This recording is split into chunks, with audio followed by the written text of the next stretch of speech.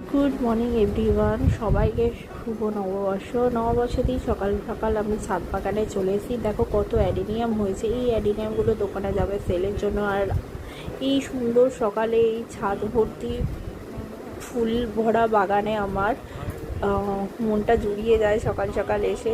তো চলো ঝটপট এই ফুলগুলো তুলে নিই, আমি ঠাকুর পুজো দেবো। তো এই সুন্দর বেলি ফুলের গন্ধে ছাদটা তো ভরে আছে।